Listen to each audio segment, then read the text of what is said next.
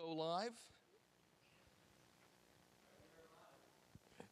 Welcome, everyone. Welcome, Rabbi David Saperstein. Welcome all of you here in the sanctuary. Welcome all of you who are following us in live stream, whatever format you're using. We want to welcome you on this evening especially. I'm personally very honored that Rabbi David Saperstein is joining us on this evening. He most recently was U.S. Ambassador at Large for International Religious Freedom, but for over 30 years was the Director and Legal Counsel for the Union for Reform Judaism's Religious Action Center in Washington, D.C. He graduated from Cornell University, received his ordination from Hebrew Union College, and his J.D. from Washington College of Law at American University. He has been named America's most influential rabbi. I should also say he's adjunct professor of law at Georgetown Law Center. He has been the voice of social justice for the reform movement, for American Judaism in general, and even for the interfaith religious community in America. He sits on the board of the NAACP, Common Cause, and People for the American Way. In August 28th of 2008, he gave the invocation before the acceptance speech of President Obama in Denver at the convention. And just to speak personally, after he gave that invocation, he came up to the seats up way high in Mile High Stadium and ended up being given the seat next to me. So we were there, and as we stood there, we teared up watching what was going on and turned to each other and said, thinking about all those who had worked so hard to bring us to that point. And I have to say that in thinking about this, going back to that moment in 2008, I think both of us thought that the world had changed, all for the positive, and that all that work had come to fruition. So when we were planning this program, I was concerned that there might not be enough to talk about. And then I thought today I could just ask you, what's going on in the world? And I wouldn't have to ask any other questions. That would at least easily take up our time. But the question is, what is happening? And you have been an analyst and watched the American political scene and the international political scene. Tell us where we are at the moment. And take anything you want, everything from Ukraine to Texas, or wherever you want to focus. First, I am so delighted and honored to be part of this remarkable series, honoring a remarkable rabbi and a remarkable congregation. You have been a champion of social justice, a key ally in the work that I've done, and it is a source of immense pleasure and for me to be part of this conversation. Let me try, I'm glad to try to respond on any specific issue that you want. Let me back up though and move far away from, to look at the broad view of where we are in this moment of history. I suspect that every generation thinks that the problems that they face are more dangerous and more perilous than any other generation that came before them. The only difference between all the generations before that thought that and our generation is we're right and they were not. Here, and the reason is technology. In other words, we've always had warfare, but not the kind of warfare that could be fought with weapons that could destroy the world. We've always had threats to our environment, but not when the levels of pollution and damage to the environment can change the entire climate of the globe, making large areas of the world uninhabitable, resulting in massive shifts in human history if we don't get this under control. We've always had intrusions in our freedoms, in our free speech, in our free press, but not when matched with the technology that can make Orwell's nightmare of 1984 the reality of the world, or of areas of the world, countries within the world. We've always had the question of how to apply new technologies, but not when matched with the kind of technologies that can create new forms of life and alter human life itself through genetic engineering, or forms of technologies that through AI have the ability to change the way that the world functions in deep and profound ways, either wonderful or dangerous. And the question of how these new technologies are going to be used is the central question facing humanity. Are we going to use our wealth and our technology and our wisdom to help nations find peaceful ways to resolve their differences, or blow up the world in a nuclear holocaust? Are we going to use our technology and our wealth to clean up damage to the environment while we can still do it, or to desecrate and destroy it for the generations yet to come? Are we going to enhance our freedoms or diminish them? Are we going to use genetic engineering to cure birth defects, or create Hitler's master race? On every one of these issues, and so many more, this generation is going to decide. It's as though we're at a crossroads and we're going to choose which path we're going down. And this may be the first generation in all of human history, Sam, that does not have the benefit to make the same kind of mistakes generations before us made, and to learn from them for the future. It's almost as though all of human history was a dry run for this moment, and this time it counts. And the question of which direction we go is a question that good people, like all of those who are watching here, whatever their political views might be, are going to decide. That's a huge responsibility at this moment. That idea of tikkun olam, of healing our broken world, is more vitally needed than ever before. And in a world in which you can do almost anything, what you should do, the moral question, is a key question facing humanity. And on that, religious communities in general, the Jewish community in particular, has much to offer the world at this crucial moment. So what is the Jewish voice right now? And how can we articulate it, and how can we as a Jewish community have some level of impact on the problems that you've just identified? First is, in America, we, as we say, and to use a sports metaphor, we punch above our weight. Jews vote disproportionately compared to other segments of American society. We're involved in politics disproportionately as volunteers. We run for office disproportionately. We contribute money disproportionately to a wide range of political causes.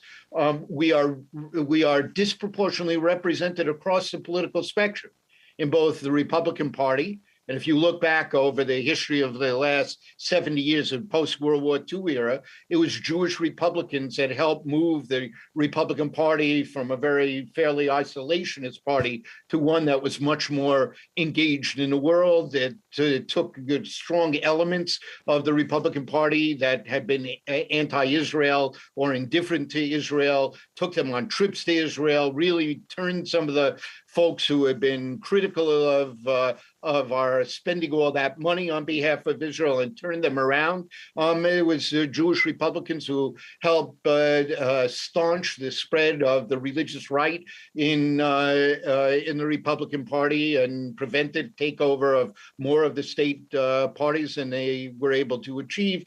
So, Jewish Republicans, and if you consider that almost every major social achievement of the 20th century happened because of a bipartisan coalition of decency on Capitol Hill and a bipartisan, multiracial, multi-religious, multi-ethnic coalitions of decency in Chicago and every other community across the country.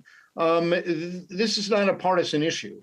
The kind of moral vision that Judaism has offered to the world can resonate in both parties, and good moral people can differ on the best way to go about achieving the moral goals that Judaism has given to the world.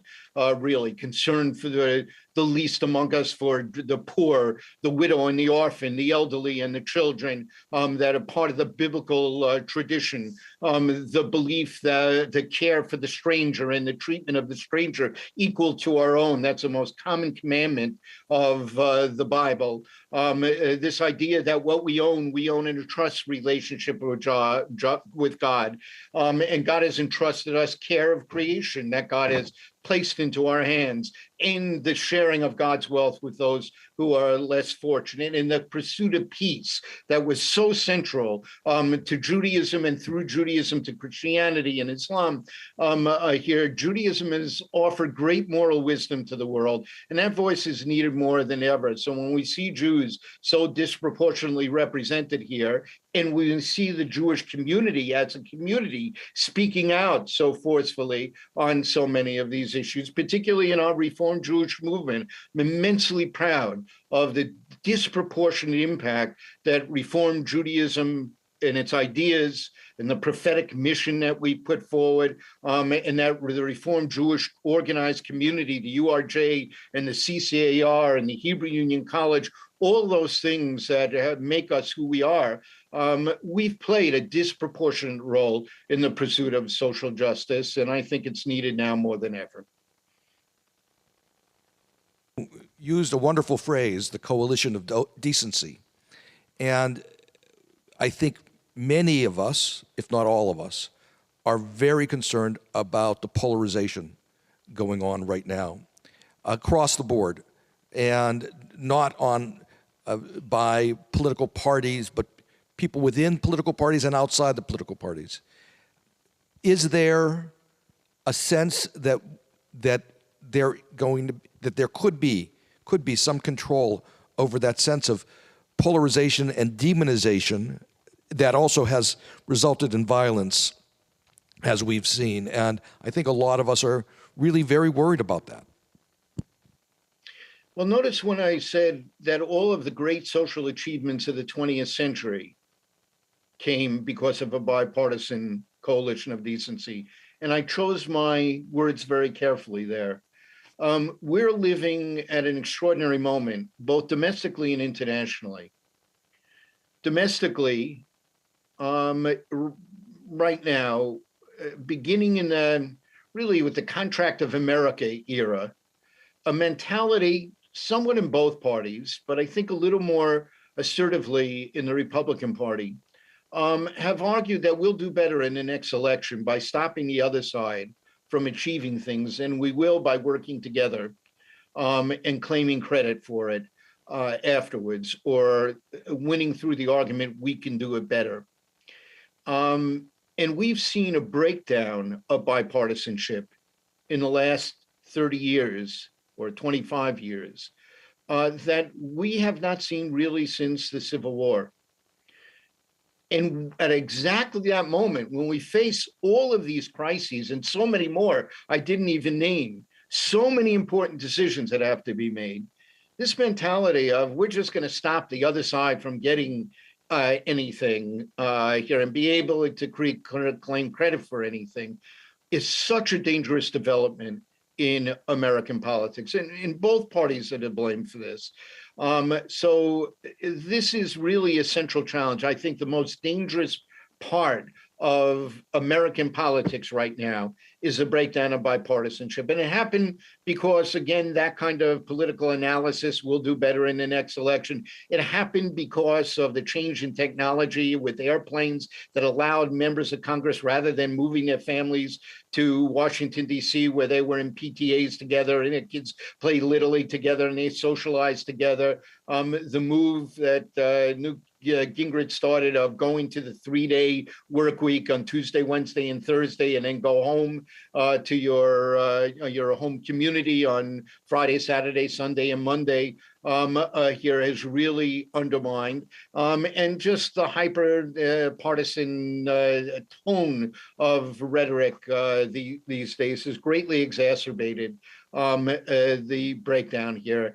It is a very serious dilemma. Similarly, on the international scene, we have seen an enormous growth in autocratic regimes across the globe. Attacks on the free press, attacks on the rule of law, attacks on the court system, attacks on free elections here that really is buffeting the world on the international scene right now. Freedom House, Sam, measures every year the state of human rights and democracy. Over any given years, there's an ebb and flow. The question is, where's the midpoint of that ebb and flow over time? And what they found was from 1945, the end of World War II, until 2006, the midpoint of that flow, ebb and flow, of democracy and human rights continued to expand across the globe. And since 2006, the midpoint is reversed and moving in the opposite direction. And this is a very, very dangerous development. There's a real question as to whether or not democracy is going to survive on the global scene. With the rise of Russia and China in the form that it is, so quashing democracy as they are exerting their power and influence and their sphere of influence. It's a real question, and it's not just the two of them, because many of the individual countries we've seen the rise in autocracies where since World War II, democracy have been flourishing, or since the collapse of the Soviet Union, democracy have been growing. We're now seeing reversals. So it's unclear whether or not democracy is, we thought it was almost inevitable that that midpoint would continue to expand. It is not so clear that that's the case. And it won't be the case unless we really, in America leading this effort, is more assertive and more effective in terms of defending the democracy across the globe, and whether or not people in both parties are going to stand up to support voting rights, to support the rule of law, to support the expansion of democracy in our own country, in Israel, in allied countries all across the globe. You were ambassador for international religious freedom. And what we're seeing right now in Ukraine is an example of where those autocracies find it possible to somehow blame the Jews, even when the Jews have been basically away from certainly Europe. Certainly, there is a significant Jewish population of the Ukraine, but it's a very small percentage. But it's interesting that Putin is using old Jewish tropes even in this battle, and we've seen it in Hungary and Poland and elsewhere. And for the right wing, the far right in Germany. What did you see in your role as ambassador in terms of where the Jews fit into these problems that you identified?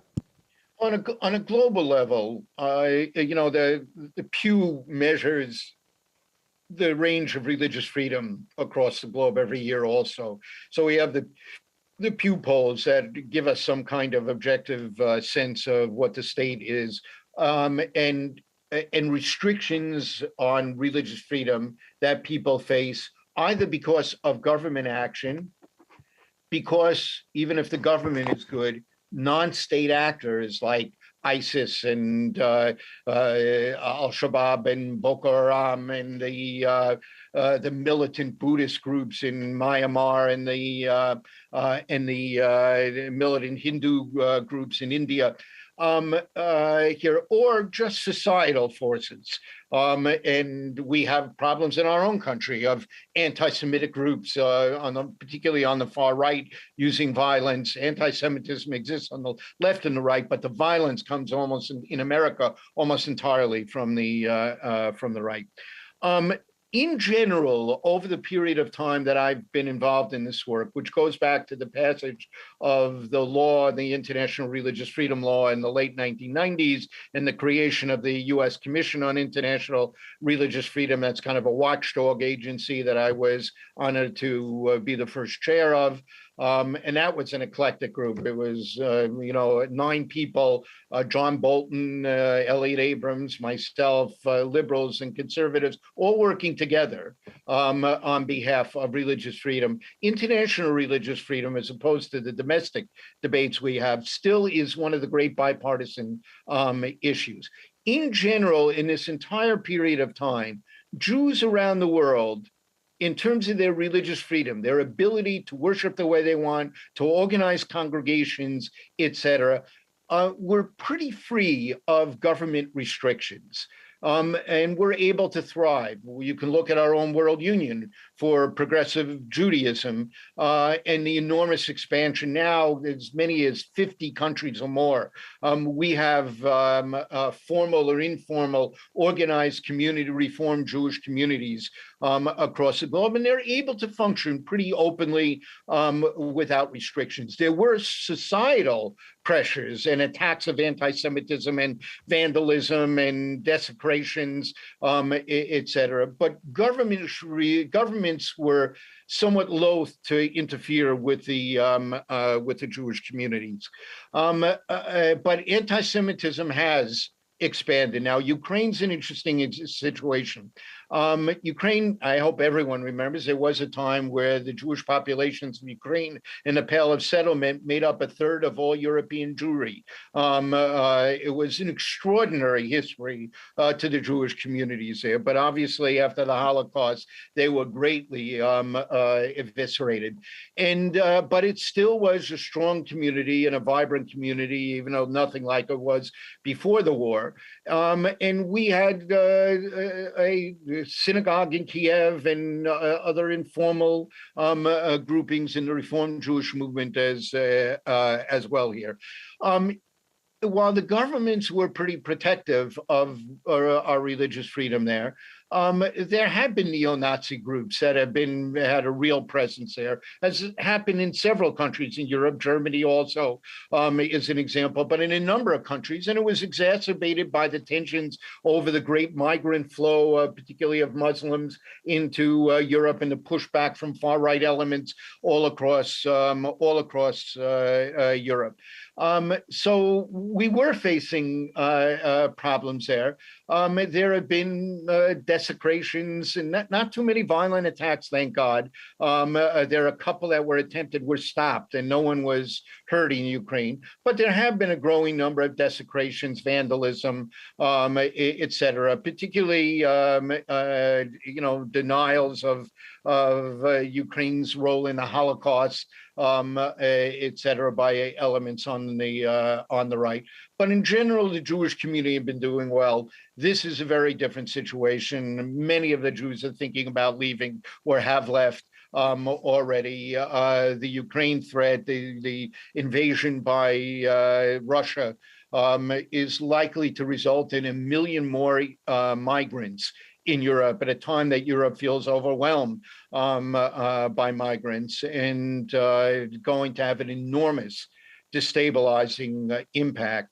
If Putin succeeds in this, first, he will be emboldened here. And what he's talked about of reasserting the Russian sphere of influence to the level that it was under the Soviet Union, he'll be emboldened to try to expand it. If he does take over Ukraine, you're going to face Russian troops along the entire border of Poland, along Slovakia and Hungary, along the northern borders of Romania. Here, it will destabilize Europe in a very serious way, be a major challenge to NATO as to how it contains further expansions. It will require a significant investment by the NATO countries to expand their military presence in many, many areas where right now they don't have to have a significant presence. So there are enormous threats. If he succeeds in this, it probably will embolden China in terms of Taiwan and an expansion of their sphere of influence. It was a time when there was a bipartisan consensus of our ability to fight a two-theater kind of expansion by China, Russia. With that, it's not been our policy in the last decade. And the ability to curtail China's influence, who may feel we're so bound up with confronting Russia and expanding our presence to constrain Russia, that this is an opportunity to act in Taiwan. It's a very dangerous time. And the fact that Russia was put on alert in terms of their nuclear capability here is particularly frightening, because the kind of restraints that we know can be subject to errors and mistakes that require such fast response time are greatly exacerbated when they go on high alert. And there are real dangers there as well. I expect Russia, the more our sanctions really do take a toll on Russia, Russia's likely now, I talked about new technologies and AI, is likely to respond with major cyber attacks on the United States and Europe. And we don't have a full strategy that's anywhere in the world, any countries, about exactly how to respond to major cyber attack warfare. And this will be another challenge as well. So it's a very dangerous time. This is a very dangerous event, not just for the people of Ukraine, but to the future stability in Europe and on a global level as well. Have I cheered you up yet, Sam? Yeah, oh, absolutely. And I'm sure everyone participating is now very hopeful. And I'm going to stop for a commercial break for a moment, because one of the questions is always, how do we respond? So let me say to those who are in the sanctuary and to those who are watching online, there are organizations like ISRAID, HIAS, the World Union for Progressive Judaism, that are responding to at least the human needs right now.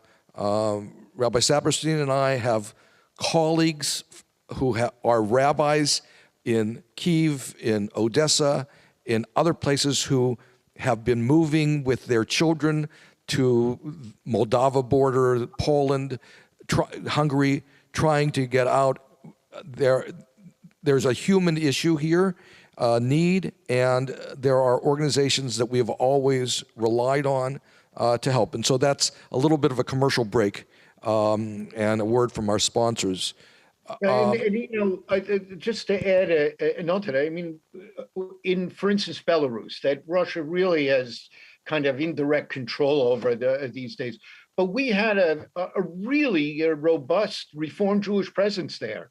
In some ways, we were the major interlocutor in Belarus for the whole Jewish community with the government there, et cetera. We should be really proud of what the World Union has done here. So, I just want to acknowledge kind of your leadership role in the reform movement on these things. When it came to the CCAR and the Hebrew Union College, you were one of the rabbis who has held leadership positions in all kinds of entities aimed at generating support for these institutions and efforts to strengthen our own institutions. That has been integral to the success of Reform Judaism, which has been immense, the success of Reform Judaism with all the problems that we face. And rabbis like you are really deserve a lot of credit. And I don't think their congregations always know the extraordinary role that they played. But one of the reasons our colleagues think so highly of you and have such respect for you is not just the social justice stances you've been so good about and so strong about, but it is really your leadership as a rabbi of the key institutions of the Reformed Jewish movement. And that's something that needs to be acknowledged and celebrated as well. So thanks for the shout out for the World Union and the other Jewish communal groups who need our aid so much to meet the refugee, migrant displacement results of this. And I'm glad you lifted that up. I was focused on the geopolitics, but once again, you lifted up the human face of this, and I deeply appreciate it, Sam. And very generous words, and thank you. One of the things in terms of introducing you I left out was that you were acting president of the World Union for Progressive Judaism as well. And in 2019 and 20, yes, it was an extraordinary time as COVID hit, but also as some of the strains we're talking about here were developing. So yes, I was really glad that I had the opportunity to play a leadership role at that time. And having partners like you makes all the difference. Well, thank you. Your home is Washington, and I think many of us are still in PTSD from January 6th of a year ago. And what we saw there, among other things that were so shocking, were the Nazi symbolism as well as the Confederate symbolism, and the way in which the radical right also with white supremacy, issues of seeing the Jews as the manipulators of immigration. We've had, in the last number of years, the Tree of Life experience in Pittsburgh, Colleyville just less than a month ago or so. And so you've given us a pretty dark picture of the world. Now we'll turn to the United States and domestically. How do we respond? How do we recover? If we do, how do we recover from January 6th of 2021? Well, let me, they're overlapping things. Let me talk about anti-Semitism in the US for a moment, and then we can turn more directly to January 6th, which has anti-Semitic resonance to it, but represents concerns obviously far broader than that. So just to do a sweep of history, if you look at Europe here, for nearly 2,000 years, there was religiously based anti-Semitism, the belief of Jews as a God killer, as a Christ killer. Here, the belief of this supersessionist, that the Jewish covenant had ended with God and had been supplanted by the Christian covenant with God. There had been religious anti-Semitism. There had been political anti-Semitism. There had been academic anti-Semitism. You know, think of the pseudoscientific racialism of that really was the foundation, even more than a religious anti-Semitism was, of Nazi Germany that developed here. So there was a long tradition of anti-Semitism that provided a fertile field that Nazism and the Holocaust was able to take hold in, that resulted in the destruction of an entire third of the Jewish people in the world. The United States in the main was spared that, created out of the age of reason, that no longer believed in, that lifted up rationality and reason, in which, you know, 8 and 8 in a base 10 system makes 16 as much for a Jew as it does for a non-Jew. The basic axioms and postulates that we couldn't accept in the Christian world of Europe, we're able to accept, and they were able to accept us. So while there has been religious anti-Semitism and academic anti-Semitism and political anti-Semitism, in the main, it was on the fringes of American society and American history. The number of states that had ever state establishments of religion that disadvantaged Jews died out by 1830 here, and the expansion by the Supreme Court in the 20th century of the First Amendment of free speech and freedom of association and free exercise of religion and separation of church and state resulted in a country that gave American Jewry more freedoms, more rights, more opportunities than we have ever known in diaspora life in the entire history of the Jewish people. In addition to which, anti-Semitic attitudes, measured by the percentage of people holding them in America, fell significantly in the aftermath of World War II, the aftermath of the Holocaust, all the way to about 2000, at which point they flattened out. And that corresponded with the higher level of education in the country. We know that the higher level of education, it's not an inoculation, it's not a panacea, it doesn't guarantee in any individual case what someone's going to believe. But as a nation, the higher the levels of education, the less racist, the less misogynist, the less the anti-LGBTQ, the less anti-Semitic they're going to be. Obviously, from the left, there is a kind of politicized anti-Semitism dealing with Israel and anti-Israel, anti-Zionism here that is part being felt on college campuses across the country. That's a serious threat. But in the main, as you take all 330 million Americans as a whole, the higher level of education, the less it will be the anti-Semitism. That still leaves that it's fallen out to about 12% and flattened out the last 2 decades. That means there's 30 to 40 million Americans who hold anti-Semitic attitudes. But in the aftermath of World War II, the culture changed in this country. And it really became unacceptable to generally give vent to that kind of anti-Semitism. And as the decades went by, the same about anti-Black, here the same even in more recent decades, in terms of the anti-gay statements that people, you couldn't make it in American society, anti-Catholic views that existed for 100 years. You couldn't make it in American society and give expression to those things. It didn't mean on the fringes it wasn't there, but the millions of people who held those views just didn't really do much about it.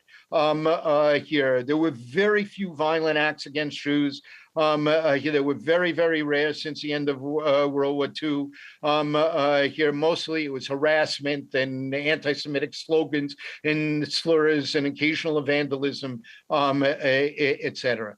Obviously, in the last years, those cultural constraints have been lifted, in part because of the social media in this country and the internet that has allowed all kinds of messages that wouldn't be heard normally in mainstream media to be heard vividly in America. And the most vile things have come out of the dark corners of the country. And the fact that some political leaders in this country and public figures in this country have given their stamp of approval, their hecher to it, has further emboldened many of those expressions. So when we hear hate speech, we know hate speech correlates with hate crime. The more speech it is, the more it legitimizes people to do things about it. The more demonization of a group that happens, the more likely they'll be targeted by hate crimes as well. And hate crimes are not just murders and arsons and desecrations. They're an attack on the pillars of America. They're aimed at trying to tear America apart here. And one of the extraordinary things about America has been the response of the country, because this is very different than the 1930s in Germany. Here, whenever anything happens, not just against Jews, against any kind of group that's targeted, here, people of good conscience rise up to condemn it. Here, when it's a tree of life happens, Colleyville happens, any kind of attack happens, any kind of desecration, other groups come, they clean up the damage, they stand in solidarity with us, they work to help strengthen the security of their communities. The political system is behind it. Our federal government is behind those efforts to protect minority groups that are targeted here. this is still, with all of the challenges that we have, with all of the threats that we have, it is still a very different country than almost any other country that we have been in. Although even in Europe, governments stand together with the Jewish community to protect them and offer protection to them, and other people of good conscience stand with us, even though there's more attacks on Jews there than there are in the United States proportionately here. So there is much we have to do. January 6th, of course, there was the first time that there was an actual physical, violent attack on the government of the United States, on the institution of the government of the Congress of the United States. And it really is kind of a watershed moment. And how we respond to this, and the fact that there were anti-Semitic messages really sent shockwaves, I think, through our community here, who is so deeply committed to democracy, so deeply committed to the freedoms that have made America special to us, to see those attacked and to attack in the form of anti-Semitism on top of it was profoundly and deeply unsettling. And I really hope, I know it feels so hard to see it happening, but I really hope that more and more people on a bipartisan level can really stand together in that coalition of decency to confront that. It's hard to see the path to get back where we used to be until the last 20 years, but we need it now more than ever. Well, I think there is a sense of being disheartened by the lack of bipartisan response to what happened on January 6th and that coalition of decency that you're talking about. Let me ask you something else. You have been an extraordinary leader in all these things, but you've also devoted yourself, particularly at the RAC, to, we have our kids always go to Litakane, to visit there. You have raised up a generation or maybe more of the legislative aides that have come in and out of the RAC building and have spent a year or more learning and then going off to whatever they do following. You've really had a tremendous impact on the next generation. What is your sense of hope there and their activism and their commitment? Thanks. I really appreciate that. Let me just explain to the people in the congregation a little bit more about that.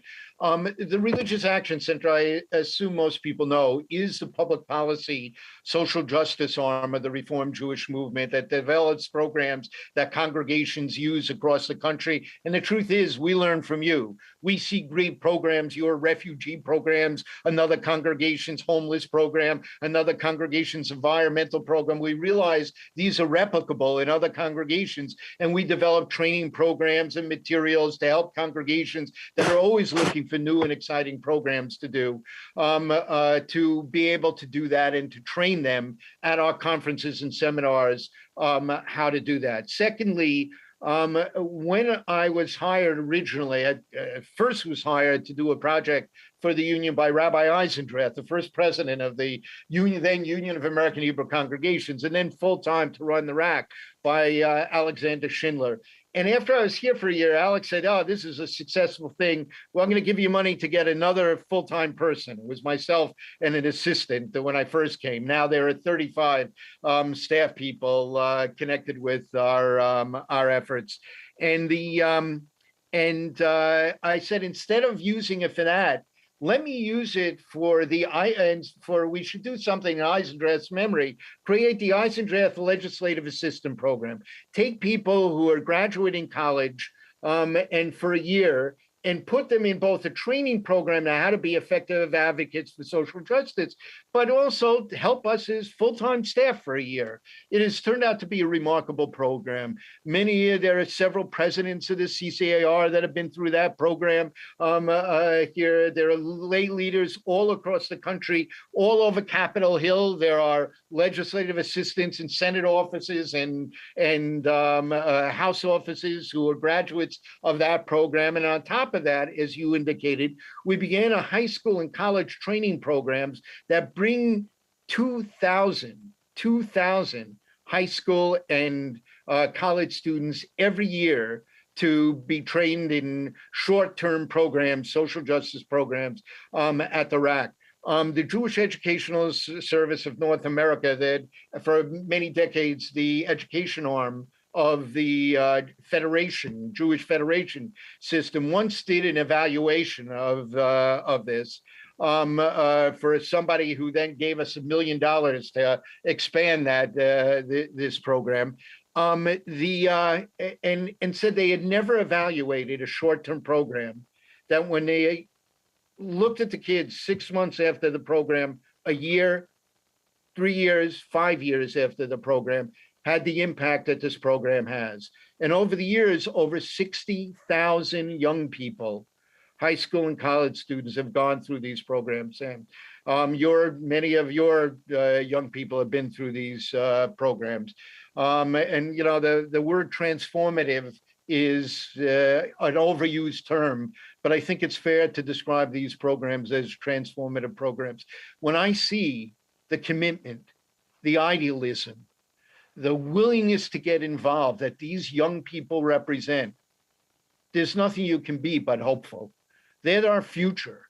And every time I see them and I listen to them and I watch them here, and at the end of these programs, they go up to meet with their senators and congresspersons on issues that they are particularly concerned about here. And we hear from those offices on Capitol Hill that of the hundreds of groups that come by every year, our kids are just about the best prepared, most eloquent kids that they have. And then they go on, many of them, to careers of social justice or as volunteers, lay volunteers of organizations.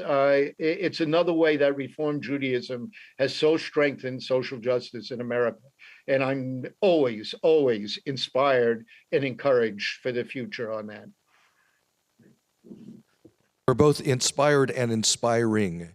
So I'm just going to turn to those of you who are in the sanctuary or those of you who are online, if there are any questions or responses that you would like to raise. Yes, Sue. 1 second, we'll get a microphone to you. Other than donating money, what other involvement and action can we as citizen lay people do in any of the myriad issues that you touched upon? There are so many. No, I think what I'm going to say, you probably know the answer that I'm going to give. Every single person who is listening, whatever their political views, every single person who cares about these issues has the ability to make a difference. You can make a difference by volunteering your time for organizations that represent issues that are the passion of your heart. Maybe it's women's rights, maybe it's civil rights, maybe it's environmental concerns, maybe it's education and strengthening education, public education in America here. It could be any issue that is for you the passion of your heart. And your volunteering for organizations makes a difference. Your contributing money makes a difference. You're volunteering for political campaigns and candidates that you believe in, whichever party it is, makes a difference. You're contributing money to candidates makes a difference. You're volunteering to do more work, one thing more this year than you did last year for the wonderful social justice efforts of the congregation. Here strengthens the presence of this congregation that has a major presence in interfaith coalitions in the Chicago area. You make a difference that way. So there are really so many causes that need good people like you, your volunteer time, your resources, your guidance, your leadership, if you really want to get involved. And you really can make a difference. As we say in Hebrew, ani v'ata, you and I together, we really can change the world. None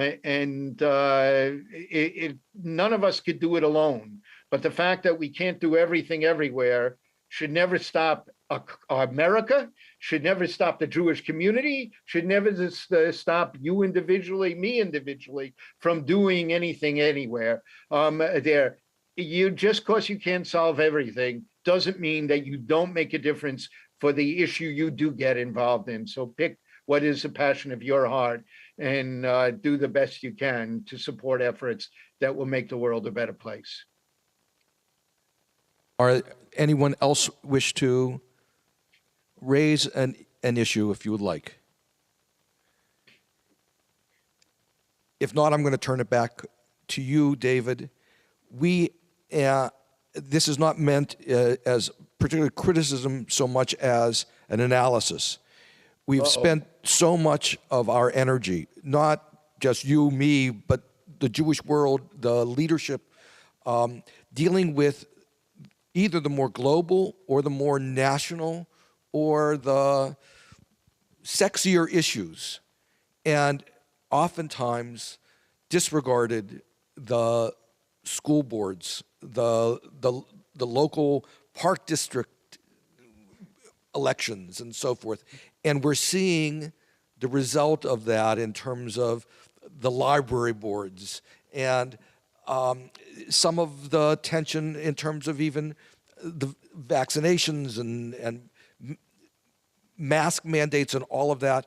But, you know, the issues of censorship, of Mouse or of Toni Morrison or any number of other things, and the really local small stuff, do you think we did enough there when we were working to get 10 Jewish senators elected? Well, you know, there's a question you can pose also to David Axelrod, who's coming down the pike and be a wonderful series of discussions that you're having here. I think it's a fair criticism of the Democratic Party to say it somewhat missed the boat in really investing the way it should have over the last several decades in local elections, in state elections, in local elections. It wasn't that they turned their back on it. They had very active efforts. But clearly, at a local level, the Republican Party invested a lot more effort and mobilized a lot more people to focus at that level here, which has somewhat altered the balance in many localities across the country in a way that it seems to defy how the majority of Americans vote in national elections.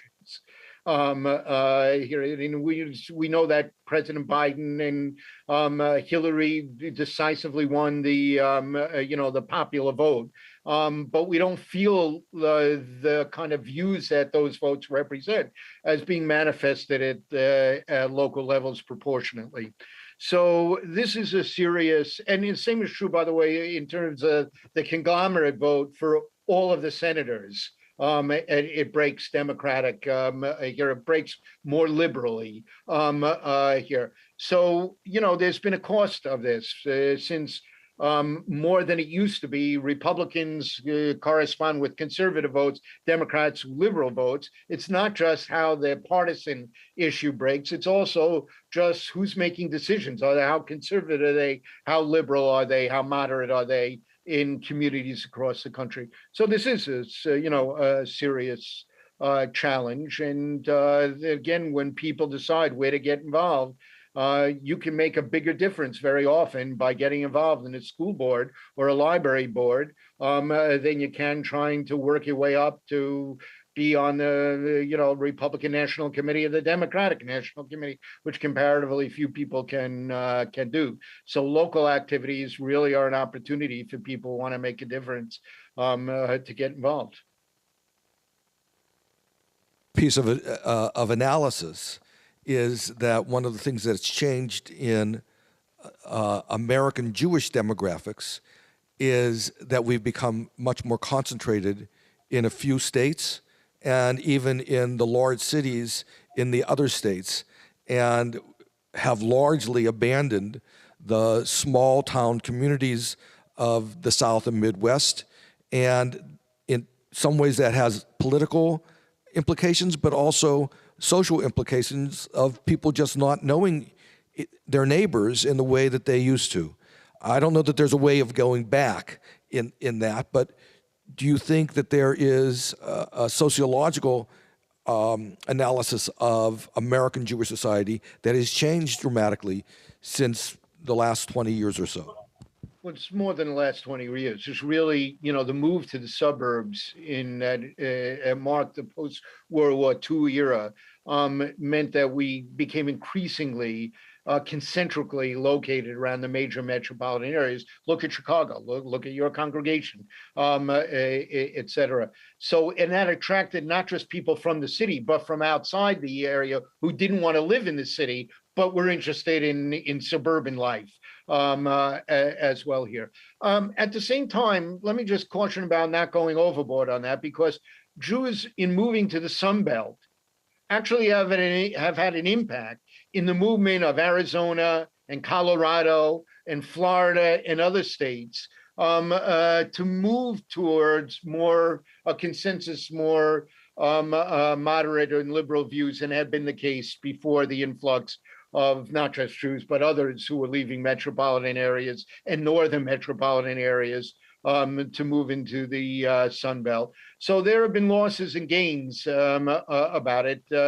But obviously, with disproportionately the Jewish community involved in New York, in New York State and California and Illinois, that tends to vote Democratic, it means that the impact is not as great than when we were more spread out. But we still have a large presence in the swing states, in again, as I mentioned, Arizona, Colorado, and Florida, but also Texas is becoming increasingly purple. Pennsylvania is in play. Michigan is in play. Here, Wisconsin is in play. A lot of those states have very active Jewish communities. So it's not at all that we become irrelevant. And because we vote here out of our proportion to the society, 1 or 2 percentage points higher than our proportion of the population, it can really make a difference. We can really swing a vote in the outcome of some of these state elections. So Jews still play a very important role here, Sam. A question. Well, actually, we have 2 questions, but I'm going to put them together because I think they may work that way.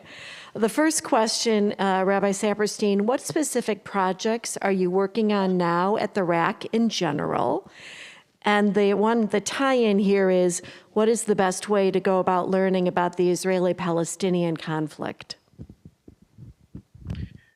So, You solve the Israeli-Palestinian conflict in the next 5 or 6 minutes. all right, so very quickly. We have a number of priorities this year: immigration issues, climate change is one of our 4 or 5 major priorities. But our number 1 priority has been racism in America and combating racism in America. And if you want an indication of how much American politics has changed, think about this. We're very proud of the fact that at the Religious Action Center, where we housed for 30 years the umbrella civil rights group in the country, the Leadership Conference on Civil Rights, it was in our conference room that the civil rights community's contributions to the Civil Rights Act of 1964 and the Voting Rights Act of 1965 were written. And for 30 years, the lobbying on every civil rights bill in the country was organized in our conference room at the Religious Action Center building in Washington. So we have a very special tie with the NAACP that we've had for 60 years. And I was honored to serve for nearly 30 years on the board of the NAACP. My successor, Jonah Pesner, has served there for 5 years now. One of our colleagues, Micah Greenstein, signed on, was a member of the board as well. So we're very, very proud of this work. And each one of the renewals of the Voting Rights Act, we were deeply involved in the advocacy on that. The last renewal for 25 years was in 2006. It was passed unanimously by a unanimous vote in the United States Senate. Every Republican, only 98 of the 100 voted. Every Republican voted for the Voting Rights Act in 2006. All right, all but 30 members of the House, meaning the overwhelming number of Republicans, the overwhelming number of Democrats, voted for the Voting Rights Act renewal in 2006. Today, it would be with the Supreme Court decision and then the divisiveness over voting rights in this country, the exact same piece of legislation today would probably not get 5 Republican votes in the Senate, and probably not many more in the House of Representatives. I mean, that more than any of the exact same wording here, which have been overwhelmingly or unanimously voted in every one of the renewals here, would barely pass today. It is, to me, the most telling a reflection of the need for us to be involved in fighting racism in America, in fighting racial disparities in America, in standing up for the criminal justice reform, for educational improvements. We've seen the resegregation of American education. It may be de facto rather than de jure here, but it remains a central challenge. In terms of my own efforts here on the church-state issues and the anti-Semitism issues, both domestically and internationally, I remain deeply engaged on behalf of the Reformed Jewish movement in my work at the RAC. In Israel, we're involved in this major fight, finally, to say we have to bring an end to the fact that one of the great disgraces of Jewish history is that as you look across the globe today, the only democracy in the world that has legal discrimination against the majority of Jews is the Jewish state of Israel. And that the rights of the non-Orthodox Jews must finally be affirmed by the government. We don't care what the Orthodox say. We care what the government of Israel says. And no one's rights as a citizen, if you're going to have true religious freedom, should be diminished because of their religious identity, peaceful practices, or beliefs. And that's exactly the situation and challenges we face in Israel today. Our movement is a leading force on that. Our Israel Religious Action Center litigates more cases than anyone else and is out there all the time. Our IMPJ, our Reformed Jewish movement in Israel, leading voice, building new congregations, reaching segments of the Jewish community no one else is reaching, inspiring people. Are now the non-Orthodox streams, Reform and Conservative together, are the same size as the Haredi community. But because they're involved in politics, we continue to see restriction on our rights. And so too, we've been outspoken. And Rick Jacobs, president of the URJ, is probably the most famous person in Israel in terms of fighting for these rights. Certainly the most famous person outside of Israel in fighting for these rights. And we should be immensely proud of his leadership of our movement in general, and particularly on the fight for Israel. So too, we've been outspoken on the peace process, on stopping the denial of rights of discrimination that continues to exist against Israeli Arabs. I mean, again, they may have more rights and freedoms than Arabs in surrounding countries do, but that's not good enough. There shouldn't be any discrimination against an Israeli citizen because of their religion or because of their ethnicity. Here, and clearly the occupation and the oppression of the Palestinian people undermines Israel's democracy. Here, denies millions of people their freedoms and rights. And we got to get a peace process back on track. I have pushed the American government now with the Abrahamic Accords to get those countries to buy in support for rejuvenating a peace process, express they're willing to invest in an independent Palestinian state so it can be economically viable, as well as increase expansion of their economic relations with Israel. So I'm proud of what we're doing on those issues. There's a long way to go. Israel faces many of the same challenges America faces in terms of elements of its political system and outside its political system from its right wing that really threaten and speak out against the rule of law. The court system want to constrain the Supreme Court in Israel. And again, our Religious Action Center and IMPJ is a leading religious voice calling racist attitudes and expressions by religious leaders and political leaders here more effectively than almost any other force in Israel. So both here in the United States and in Israel, Reform Judaism really stands for something that makes a difference in terms of the future of these countries. You really have been inspiring in what you've taught us tonight, but you've been inspiring in terms of all the work you've done throughout your career. You have truly made a difference domestically, in the Jewish world, internationally, in Israel.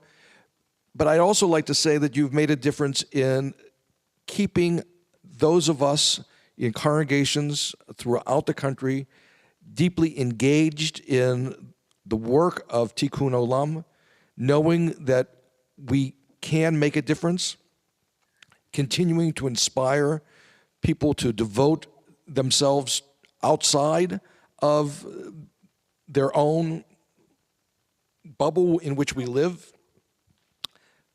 Our friend and teacher Larry Hoffman said that if the walls of the synagogue are not porous enough to hear the cries of the street, the cries from within won't be heard on high.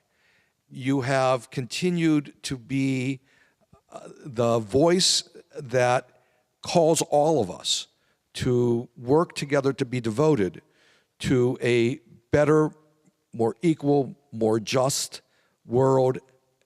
And you have been a wonderful friend and a wonderful guide over these years. I'm deeply touched that you've joined us on this journey tonight. Sam, would you indulge me a personal word here? Can I stop you? First, I just want to express my appreciation to you in a moment, but I want to say something about your wife, about Patty, and the extraordinary contributions that she made. When I was at the State Department, she was chairing the President's Advisory Council on Cultural Heritage here. And, you know, as one of our country's greatest experts on these issues, who has had such a profound impact in the thinking of the professional academic world on these issues, and really led America in terms of intensifying its protection of our cultural heritage in America and across the globe.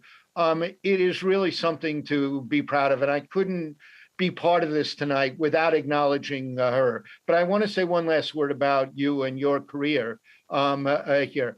I really believe that the role of a congregational clergy person is absolutely unique. It is different than any other job. And if I'm going to explain why in a couple of sentences. And if anyone can think of another profession that matches this, please send me a note, because I think I'm correct in saying it is unique. I can think of no job in the world that allows one human being to affect the lives, to touch the lives as widely as that of a congregational clergy person, from birth all the way through growing up, through adulthood to death, in good times and in bad times, educating them, inspiring them, comforting them, challenging them. There's no job anywhere on earth like that. And when you look at some of the people you've attracted to this congregation, people who are significant people in Chicago, in Illinois, nationally, people who have served in administration after administration, Republican and Democratic, since in the entire history of this, and people, you know, who were serving even before the temple was created here, and then came to your synagogue here. When you think about the difference at this synagogue that's that's been a champion of interfaith relations, a champion of social justice, has made, in a large extent, it is a reflection of a great rabbi who has made a difference, inspired people, motivated them, and changed their life for the better. You've been a blessing. You've been a blessing to your colleagues, and you've been a blessing to your congregation. And I'm honored every time you give me the opportunity to be with you and work with you, dear friend. Thank you, David.